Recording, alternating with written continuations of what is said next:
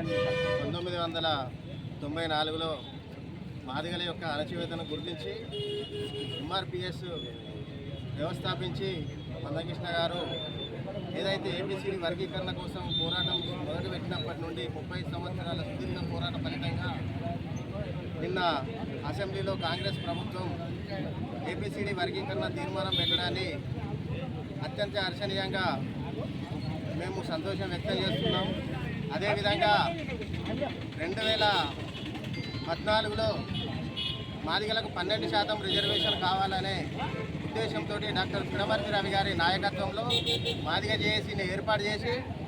12% reservation కొరకై మాదిగ చేసి పదే పలుమార్లు పిటిషన్లు ఇస్తూ అనేక రంగమైన రాష్ట్ర వ్యాప్తంగా ఉద్యమాలు చేసి ఈరోజు రాష్ట్ర ప్రభుత్వానికి ముఖ్యమంత్రి గారికి గౌరవ మంత్రివర్యులకు అనేక సార్లు కలిసి మా యొక్క జనాభా లెక్కను వివరించినందుకు గాను ఏబీసీడీ వర్గీకరణతో పాటుగా 9% రిజర్వేషన్ ఇచ్చినందుకు ఆ ఉద్యమంలో నేను పిడమర్తి రవి నాయకత్వంలో 10 సంవత్సరాలుగా పాల్గొన్నందుకు నేను దీన్ని గర్విస్తున్నాను. అదేవిధంగా గౌరవ ఐటీ శాఖ మంత్రివర్యులు శాసనసభ వ్యవహారాల మంత్రివర్యులు గారికి ముఖ్యమంత్రి